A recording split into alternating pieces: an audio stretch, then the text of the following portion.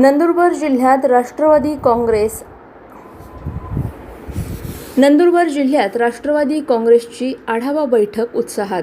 पालकमंत्री हसन मुश्रीफ यांच्या उपस्थितीत जोरदार शक्ती प्रदर्शन. नंदुरबार राष्ट्रवादी काँग्रेस पक्षाच्या वतीने आज नंदुरबार जिल्ह्यात आढावा बैठकीचे आयोजन करण्यात आले. या बैठकीस जिल्ह्याचे पालकमंत्री हसन मुश्रीफ प्रमुख पाहुणे म्हणून उपस्थित होते. त्यांच्या उपस्थितीत पक्ष संघटन मजबूती, आगामी रणनीती आणि स्थानिक प्रश्नांवर सविस्तर चर्चा करण्यात आली. कार्यक्रमाला जिल्हाध्यक्ष अभिजित मोरे यांच्यासह पक्षाचे पदाधिकारी, कार्यकर्ते तसेच महिला व पुरुषांची मोठ्या संख्येने उपस्थिती लाभली. पालकमंत्री मुश्रीफ यांचे आगमन होताच ढोल ताशांच्या गजरात आणि जल्लोषपूर्ण वातावरणात त्यांचे जंगी स्वागत करण्यात आले. यावेळी कार्यकर्त्यांमध्ये मोठा उत्साह पाहायला मिळाला. बैठकीदरम्यान विविध भागातील कार्यकर्त्यांनी पक्षात प्रवेश केला. तसेच स्थानिक समस्या आणि मागण्यांसंदर्भात पालकमंत्र्यांना निवेदनही सादर करण्यात आले. यावर सकारात्मक भूमिका घेत लवकरच योग्य तो निर्णय घेण्याचे आश्वासन पालकमंत्र्यांनी दिले.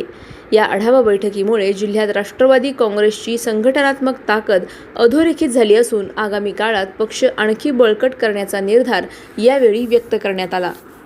सलाउद्दीन लोहार, नंदुरबार, न्यूज 24.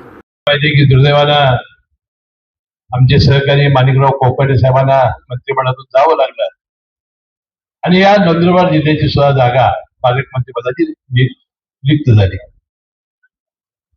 शेवटी सुनीलराव यांनी तटकरे साहेबांनी मला सांगितलं की आता ही जबाबदारी तुम्हाला स्वीकारली पाहिजे. दादांचा अतिशय प्रेम असलेला हा जिल्हा आहे, आकांक्षित जिल्हा आहे, आदिवासी जिल्हा आहे आणि तुम्ही हे स्वीकारावं अशी सूचना त्यांनी मला केली. दादा असते तर कदाचित मी सांगितलं असतं, परंतु वहिनींच्या पुढं दादाच्या पश्चात हे सांगणं मला बरं वाटलं नाही. मी जबाबदारी स्वीकारली. विधानसभेचं अधिवेशन असल्यामुळं मी 10-15 दिवस येऊ शकलो नाही. नंतर मी एकदा सलामी देऊन गेलो. सलामी म्हणजे कुस्तीमध्ये सलामी असते. आणि येऊन मी आढावा घेतला, अधिकाऱ्यांच्या ओळखी केल्या आणि मी त्याच दिवशी आपले अध्यक्ष अभिजित मोरेंना सांगितलं होतं मी पुन्हा 30 तारखेला येईल, दिवसभर येईल आणि पहिला मी राष्ट्रवादी काँग्रेस पक्षाचा मेळावा घेईन आणि बाकीच्या इतर कामाकडे मी लक्ष देईल. त्याप्रमाणे हे वचन पूर्ती करण्यासाठी मी आज आपल्या मेळाव्याच्या निमित्ताने उपस्थित आहे.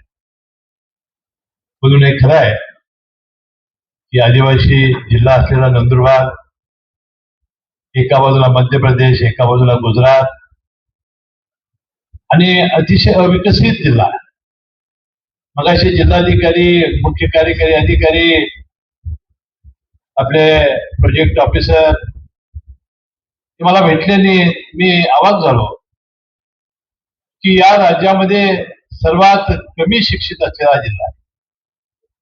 म्हणजे शिक्षणाचं सुद्धा काम आपल्या जिल्ह्यामध्ये कमी आहे.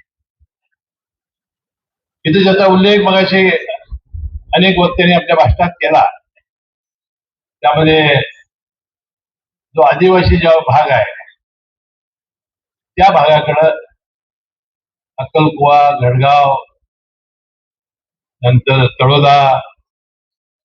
मी मगाशी शिंदे त्यांना विचारलं की सगळ्यात जास्त अविकसित भाग कुठे आहे, तर त्यांनी या तिन्हींचा उल्लेख केला.